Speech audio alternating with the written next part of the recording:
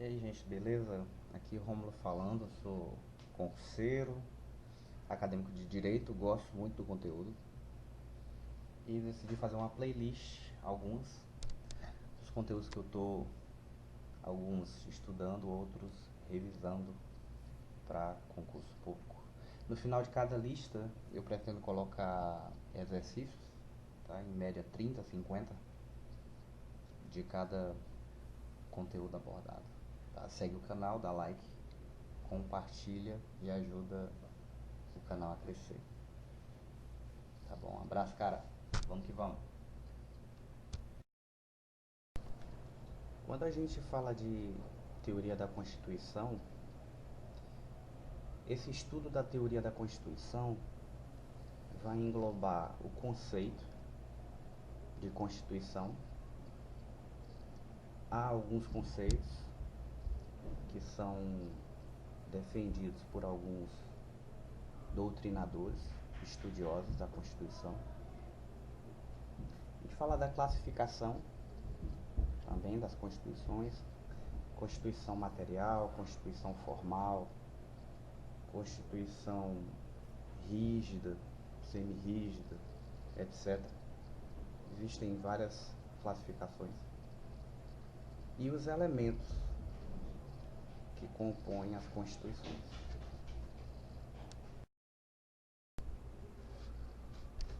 Quanto ao conceito de Constituição, o primeiro diz que a Constituição é a norma de maior hierarquia em um ordenamento jurídico. Por quê? Porque em um ordenamento jurídico você tem várias normas, você tem decretos, você tem leis, leis ordinárias, leis complementares, mas no topo do ordenamento jurídico, de todo esse arcabouço de normas e de leis, você tem a Constituição. E as demais leis infraconstitucionais, elas têm que seguir, têm que, digamos assim, estar em consonância com a Constituição. Caso aquela lei venha a ferir alguma norma constitucional, ela é uma lei inconstitucional. Então a Constituição é a norma de maior hierarquia. Então a Constituição ela vem para organizar o Estado e organizar os poderes do Estado. Você tem 3 poderes: o executivo, o legislativo, o judiciário.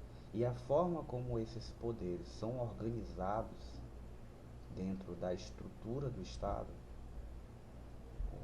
é missão da Constituição definir isso, organizar esses poderes, como eles se relacionam entre si e a estrutura de cada um.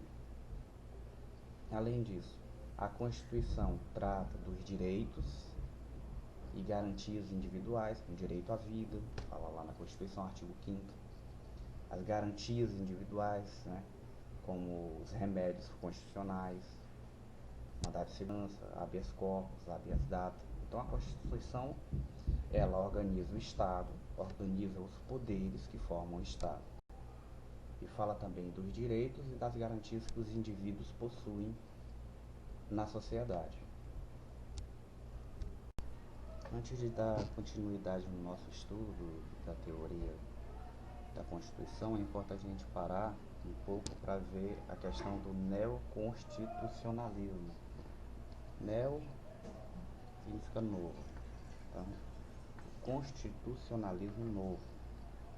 Eu entendo que esse fenômeno ele se deu em particular, né, no pós Segunda Guerra Mundial, devido às atrocidades que houveram ali naquele período, o Holocausto, etc. Então você começa a ver aí uma porção de medidas internacionais no sentido de preservar a pessoa humana, né? Então a pessoa humana é colocada no centro do sistema e em uma posição de destaque. Não é por outra razão que você tanto ouve falar em dignidade da pessoa humana. Isso se apresenta como um meta-princípio, um princípio além da Constituição. Tudo parte do princípio que você vai fazer leis, que você vai fazer emendas à Constituição, sempre tendo em vista a dignidade da pessoa humana.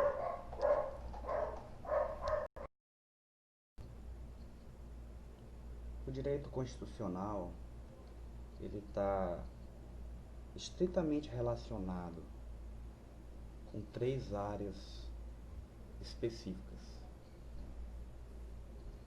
a sociologia, a filosofia e a política. Mais à frente a gente vai ver que tem o sentido, a compreensão sociológica do direito constitucional, uma visão jurídica do direito constitucional. Então, o direito constitucional ele está intrinsecamente ligado, relacionado com a sociologia, com a filosofia e com a política. Quer dizer, eventos sociais podem dirigir o rumo que uma Constituição toma. Exemplo, filosofia, movimentos filosóficos como o iluminismo na Europa podem mudar os rumos das constituições. Ou eventos políticos, igualmente, também tem impacto no estudo do direito constitucional. Agora a gente vai dar uma olhada nos sentidos para se conceituar a Constituição. A gente tem o sentido sociológico de Constituição, o sentido político, jurídico e o culturalista. Os 3 primeiros são de autores estrangeiros e o último, culturalista, é de um autor brasileiro. Agora vale aqui ressaltar, olha só, no slide anterior a gente viu que a Constituição ela se relaciona com a sociologia, com a filosofia e com a política. Então, se relaciona com a sociologia, aí você tem agora sentido sociológico, né? Com a filosofia não tem sentido filosófico. E tem o sentido jurídico. E também se relacionava com a política. Aí, nesse caso, a gente tem sentido político. Então, a gente vai falar de cada um nos slides seguintes. Cada sentido: o sentido sociológico, o sentido político, o sentido jurídico e o culturalista. Então, o primeiro sentido que a gente vai falar é o sentido sociológico, tá? Que foi definido por Ferdinand Lassalle e diz assim: uma Constituição só seria legítima se representasse a vontade popular, refletindo a somatória dos fatores reais de poder na sociedade. Caso isso não acontecesse, a Constituição não passaria de uma folha de papel. Então aí o Lassalle, folha de papel. Então ele diz o seguinte: se a Constituição não representa a vontade popular, se ela não representa fatores reais, se o que está na Constituição, digamos, não bate com o que se vê na realidade, ela não iria passar de uma folha de papel sem significado nenhum. Então, por que é o sentido sociológico, né? O que está no social, né, os fatores reais, as coisas que acontecem de fato na sociedade, para Lassalle, teriam que estar legitimados na Constituição. Teria que ter uma sintonia entre a sociedade, o lado sociológico, e a Constituição. Por isso que é o sentido sociológico. Então, Lassalle, folha de papel. Caso essa relação entre o que está na Constituição e o que são os fatores reais de uma sociedade não tivessem em equilíbrio, não seria uma Constituição legítima. Ia ser só uma folha de papel sem valor prático algum. Agora a gente vai falar sobre o sentido político da Constituição. O idealizador desse conceito de sentido político é um alemão, Carl Schmitt. Ele dizia que a frase que você deve associar Carl Schmitt, sentido político, é: a Constituição é a decisão política fundamental. Então a Constituição ela vai dispor sobre matérias de grande relevância, direitos fundamentais, a organização do Estado, os princípios democráticos, direitos fundamentais. Constituição, para Carl Schmitt, é para tratar de assuntos, matérias juridicamente relevantes. Tá? Então, no exemplo da nossa Constituição, por exemplo, nossa Constituição fala de direitos, deveres, né? Tem bastante coisa no artigo 5º, mas tem também lá que o colégio, Dom Pedro, acho que Dom Pedro, situado no Rio de Janeiro, então não é matéria constitucional isso. Então, para Carl Schmitt, isso seria o quê? Uma lei constitucional. O que não é? Princípio democrático, direitos fundamentais. Tudo aquilo que não é, para Carl Schmitt, é lei constitucional. Então, decisão política fundamental. Carl Schmitt, sentido político. Agora falando do sentido jurídico. Sentido jurídico, Hans Kelsen. Então, para Hans Kelsen, a Constituição ela é uma idealização, tá, que parte do lado racional do homem de como o mundo deveria ser. Então, em uma situação ideal, em um mundo ideal, como deveria ser? Como a parte racional do ser humano julga que deveria ser. Essas concepções que vêm da parte racional do homem, de um idealismo de mundo, que está constante na Constituição, é o que deveria ser, que a gente sabe que não é o que é. O mundo não é perfeito como dita as leis. Então, ele diz, ó, a Constituição estaria no mundo do dever ser, como as coisas deveriam ser, e não no mundo do ser, que é o real, como as coisas são. É um fruto da vontade racional do homem e não das leis naturais. Diz ainda, ó, Hans Kelsen diz que seria uma norma pura. Por que é uma norma pura? Na visão de Hans Kelsen, a Constituição é uma norma de direito pura. Porque Hans Kelsen não considera o lado sociológico, nem o lado político e nem o lado, as influências filosóficas.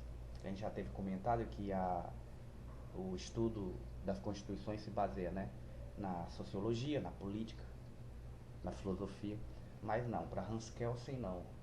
A Constituição ela é uma norma de direito, uma norma pura, e não deve ser levada em consideração aspectos sociológicos, políticos e nem filosóficos. Então a Constituição está no mundo do dever ser.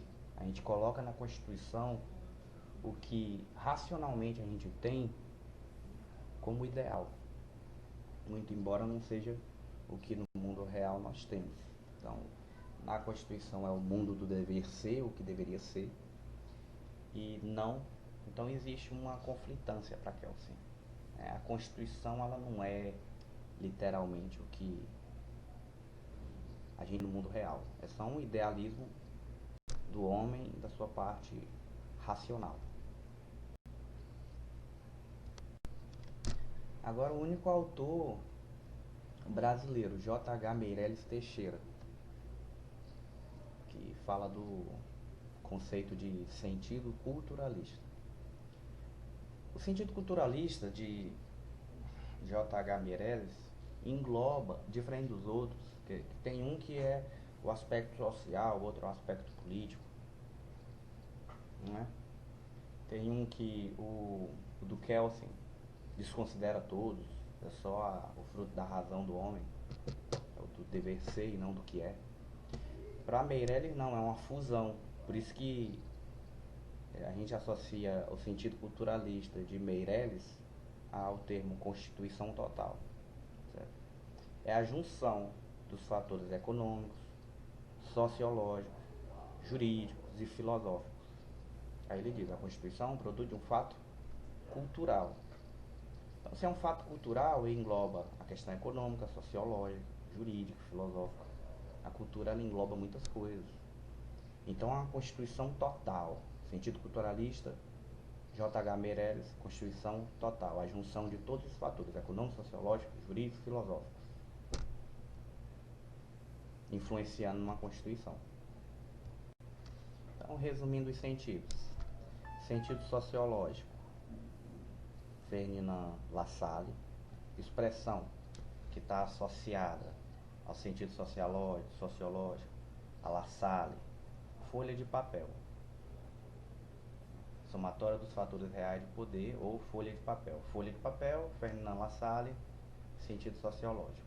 Se o que está na Constituição não bate com o que a sociedade vive, a Constituição nada mais é do que uma folha de papel. Sentido político. Pensador Carl Schmitt, ele diz: decisão política fundamental.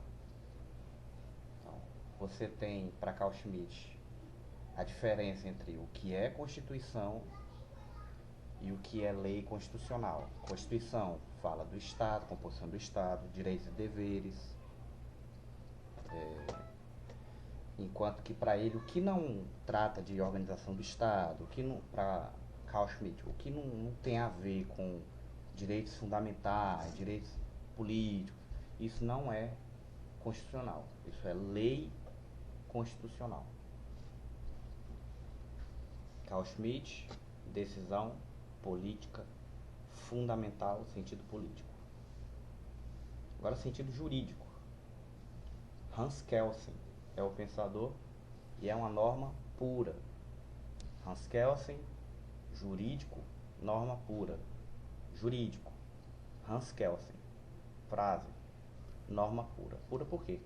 Porque para Hans Kelsen, o que está na Constituição é o fruto da racionalidade do homem, da idealização de um mundo que, na visão do homem racional, né, é um mundo ideal, que não bate necessariamente com a realidade dos fatos, do mundo natural. Norma pura, porque para Hans Kelsen ele não leva em consideração o lado sociológico, nem político e nem filosófico. Sentido jurídico, Hans Kelsen, norma pura. Sentido culturalista, é o único que é brasileiro, é o J.H. Meirelles Teixeira, conceito de Constituição total. É a junção de todos os fatores econômicos, políticos, filosóficos, enfim, a junção de todos os conceitos que formam também a cultura. Então, cultura, Constituição total, J.H. Meirelles, com sentido culturalista. Então a gente acabou de ver os conceitos de Constituição. A gente vai passar para o próximo tópico, que é o tópico que vai falar das classificações das Constituições.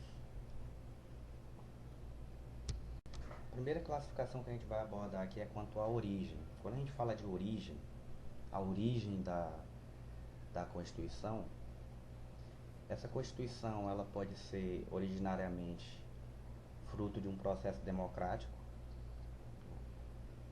ou não, ela pode ser imposta, tá? E tem outra pactuada, mas a gente vai olhar agora item Então tem que ter noção do seguinte, quanto à origem. A origem é como nasceu aquela Constituição. Aquela Constituição ela veio de um processo, o povo foi ouvido, não foi. É isso, é de onde ela nasceu. Então, a promulgada, nossa primeira, ela é democrática popular, fruto do trabalho de uma Assembleia Nacional Constituinte, que foi eleita pelo povo. Então você tem na Constituição promulgada, você tem uma Assembleia. O pessoal que está naquela Assembleia é um pessoal que foi eleito pelo povo, tá? O Congresso, né? Todo mundo que está ali foi eleito pelo povo. Então tem uma Assembleia Nacional Constituinte para poder fazer a Constituição. Exemplo de Constituição promulgada, né? Então a Constituição promulgada ela não é imposta, ela é um procedimento democrático, tá? Então exemplo, Constituição Brasileira de 1991, 1934, 1946. São constituições que houve uma Assembleia Nacional. Tá? O pessoal que estava ali naquela Assembleia para decidir os critérios adotados na confecção da Constituição eram pessoas eleitas pelo povo. Tá? Então a gente vai passar agora para a próxima, depois da promulgada, né? A atual é promulgada, tá? A de 88. Agora a próxima. Outorgada. Outorgada é uma Constituição que não nasceu democraticamente, tá? Ela foi imposta de maneira unilateral, quer dizer, de um só lado, pelo governante. O governante fez a Constituição, tá? E avisou, ó, a partir de agora é essa aqui que está valendo. Tá? Geralmente governos totalitários, né, se usam de constituições outorgadas, impostas. Opa. Tá? Então não tem, na Constituição outorgada, não tem participação popular. Exemplo, Constituição do Brasil, 1824, né, tempo do Império. Então não teve consulta ao povo, né, foi imposta, né? 1937, 1967, 69. Vai falar agora da Constituição quanto à origem, né, que a gente está falando. A origem cesarista ou bonapartista. Embora seja outorgada, quer dizer, imposta, nessa Constituição cesarista, há participação popular por meio de referendo. No entanto, essa participação não é democrática, pois apenas ratifica, confirma a vontade do governante. Exemplo, Constituição chilena, feita a partir da vontade do ditador Alberto Pinochet. Então, a cesarista, a origem dela não é democrática. Tá? Embora haja uma participação popular, tá? É um aviso. O ditador, por exemplo, o Pinochet, ele foi lá e disse, olha, tá aqui a Constituição, vocês aceitam ou aceitam? A gente aceita, né? E a última, quanto à origem, é a pactuada ou dualista. Origina-se de um compromisso firmado entre o rei e o poder legislativo. Nesse caso, o monarca se sujeita aos esquemas constitucionais, monarquia limitada. Então, na Constituição pactuada, o rei ele entra em um acordo, né, com o poder legislativo. Como ela é fruto de um pacto, é chamado de pactuada. Exemplo, Carta Magna Carta de 1215. Acho que é a carta do rei João Sem Terra, né, da Inglaterra, que falou primeiro ali sobre o habeas corpus e alguns direitos. Então vamos para o próximo tópico. Então só revisando, quanto à origem, tá? A origem é a questão se houve participação ou não do povo, tá? Se foi ou não democrático a confecção a imposição ou não dessa Constituição. Então ela pode ser promulgada, que é a nossa atual, ou outorgada, tá? A nossa de 1824, né, no tempo do Império, outorgada, imposta, participação popular nenhuma.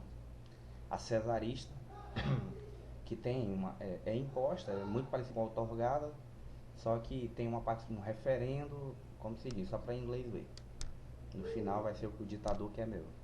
E a pactuada, que é um acordo entre o rei, né, o monarca, no caso aqui do rei João Sem Terra, né, da Inglaterra, que eu acho que estava passando pela Revolução Gloriosa, uma coisa do tipo assim, não me lembro muito bem. Mas há um acordo, né, para ele não perder o poder, para não perder a cabeça, ele entra num acordo com o poder legislativo, né, com a elite que está no poder. Vamos embora. A gente viu no último slide quanto à origem da Constituição. A gente viu a Constituição pactuada, né, que é um acordo entre o monarca, o rei, e o poder legislativo, que geralmente é a elite. Então, e a gente citou a Carta Magna do rei João Sem Terra, né? Então, o que tem... A gente vai abrir aqui um parênteses para falar da importância dessa carta, né, do rei João Sem Terra. Primeiro, porque é nela que surge o habeas corpus, né, que é um remédio constitucional. Habeas corpus tem a ver com liberdade, né? Habeas libera o corpo, habeas corpus. Segundo, porque é lá que surge o princípio do devido processo legal, que é importantíssimo no direito processual. E terceiro, porque cria essa nova classificação de Constituição. Que você tem ali, a gente falou da outorgada, da promulgada, né? E da pactuada. Então, o item 1, olha, é nela que surge o habeas corpus. Então, antes dessa carta magna do rei João Sem Terra, não existia o conceito, esse remédio constitucional, o habeas corpus, tá? O conceito de devido processo legal, que é o que a gente usa no direito processual em geral, né? Que você tem um processo civil, processo penal militar, o processo penal comum, o processo do trabalho. Todos eles seguem o devido processo legal. E esse conceito, esse princípio de devido processo legal, ele foi elencado na Carta Magna, na carta do rei João Sem Terra. E o conceito de Constituição pactuada. Então, o primeiro item foi quanto à origem, né, que tem a ver se ela foi democraticamente constituída, a Constituição ou não. A gente tinha a promulgada, a outorgada, tinha a cesarista, tinha a pactuada. Esses conceitos que a gente falou, outorgada, promulgada, cesarista, pactuada, é quanto à origem. Se foi imposta, se não foi, se foi uma coisa democrática, se não foi. Isso aí é a origem. Agora a gente vai falar quanto à forma da Constituição. Quanto à forma, ela pode ser escrita ou não escrita. A escrita, exemplo, a nossa Constituição atual, quanto à forma, é uma Constituição escrita, certo? Ou ela pode ser costumeira ou não escrita. Então, não escrita é a mesma coisa de costumeira.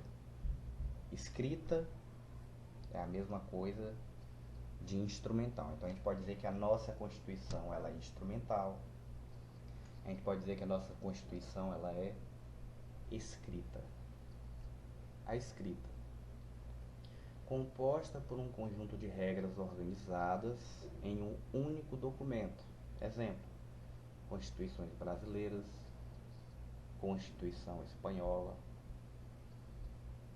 Costumeira, a não escrita, composta por textos esparsos, quer dizer, textos diversos, em vários documentos ao invés de um só, como é o caso da Constituição, baseando-se nos usos, nos costumes, jurisprudência. Exemplo: Constituição inglesa.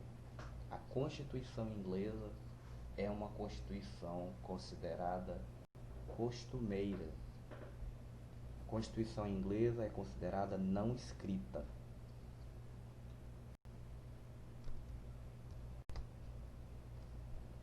Então a gente já falou na classificação da Constituição quanto à origem, né, democrática ou não, outorgada, promulgada, cesarista ou pactuada. A gente falou sobre a carta do João Sem Terra, né, do rei João Sem Terra, do habeas corpus, do devido processo legal, do conceito de Constituição pactuada. E agora, falamos também quanto à classificação de forma, escrita, não escrita. A inglesa, a Constituição inglesa não escrita, dividida em leis esparsas. A nossa ela é escrita, condensada em um documento só. Agora, quanto ao modo de elaboração, como essa Constituição foi elaborada. A Constituição ela pode ser elaborada em um dado momento, ou ela pode ser elaborada durante o decorrer histórico.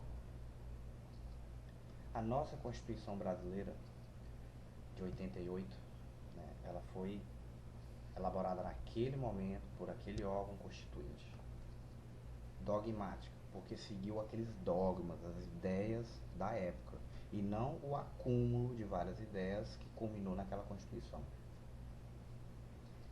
Por isso que no artigo 5º você vê tantas garantias, tantos itens que você vê claramente que são resquícios da ditadura militar. Tá? Então, dogmática, a Constituição brasileira é uma Constituição dogmática. Quanto ao modo de elaboração, porque eu posso afirmar, a Constituição brasileira, quanto à forma, é uma Constituição dogmática.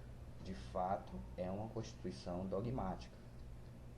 Foi elaborada em um dado momento histórico, seguindo aqueles dogmas. Mas não é quanto à forma. Tá? Quando a gente fala de forma, ou é escrita ou não escrita. Quando a gente fala, exemplo, quanto ao modo de elaboração, a Constituição brasileira é outorgada. De fato, a Constituição brasileira é outorgada. Tá? Mas não é quanto ao modo de elaboração. Exemplo de Constituição histórica. A Constituição inglesa. Não, é também chamada de costumeira e resulta da lenta formação histórica. Aí eu coloquei aqui um detalhe. As bancas examinadoras de concurso público, ela costuma usar afirmações aparentemente verdadeiras, trocando a classificação exemplo. Quanto à forma, a nossa Constituição é formal. De fato, a nossa Constituição é formal. Tá? Mas quanto à forma, ela é escrita ou não escrita. Quando a gente fala em Constituição formal, Constituição material, isso é quanto ao conteúdo. A gente ainda vai falar sobre isso nos próximos slides. Quanto ao conteúdo, certo? A gente está aqui em quanto ao modo de elaboração. Pode ser dogmática e histórica. Tá? Então, tenha cuidado, porque a banca ela pode dar a nossa Constituição é formal, tá? A não ser que ele dissesse assim, quanto ao conteúdo, nossa Constituição é formal, verdade. Vamos para o próximo. Agora a classificação da Constituição quanto à extensão. Eu acho que o conceito de extensão, de tamanho, né? Então a Constituição ela pode ser grande ou pequena. Então, falando português bem claro. A nossa Constituição ela tem 250 artigos e já teve mais de 100 emendas. Se a gente comparar, por exemplo, com a dos Estados Unidos, que tem pouquíssimos artigos, tá? E mais de 200 anos aí, praticamente está do mesmo jeito. Então, a nossa Constituição, quanto à extensão, quanto ao tamanho, ela é grande, tá? Ela é analítica, tá? E enquanto dos Estados Unidos, ela é sintética, ela é uma síntese, né? A nossa não, ela é analítica, ela é grande, ela fala demais. Agora a gente vai classificar a Constituição quanto ao conteúdo, o que tem escrito nela, do que ela trata. A nossa Constituição brasileira, ela é formal. Então, quanto ao conteúdo, a Constituição brasileira, ela é formal. O que é uma Constituição formal? Quando dentro do texto da Constituição tem muita perfumaria, muita coisa extra, coisa que não é necessariamente organização do Estado, que não é necessariamente direitos, garantias fundamentais. Tem muita coisa na nossa Constituição que não tem nada a ver com organização do Estado, não tem nada a ver com garantias fundamentais. Por exemplo, artigo 242 da Constituição daqui. Ele fala sobre o Colégio Dom Pedro, fica no Rio de Janeiro. Então, isso, quando você, no artigo 242, está falando que o Colégio Dom Pedro fica no Rio de Janeiro, tal, tal, tal. Isso não é organização do Estado. Isso não é direitos e garantias. Isso é perfumaria. É extra. Então, inclusive por isso que a nossa Constituição, ela é analítica, né? Quanto à extensão. Por isso que tem 250 artigos e tem tantos artigos, né? E tantas emendas. Porque tem muita coisa ali que não é organização do Estado, nem dos poderes, nem direitos e garantias, é perfumaria. Então a nossa Constituição, quanto ao conteúdo, ela é formal. Tá? Cuidado na pegadinha, que eu posso dizer assim. A Constituição brasileira, quanto à origem, ela é formal. Não. Quanto à origem, ela é promulgada. Então tem que ter cuidado para não trocar um pelo outro. Vamos pro próximo.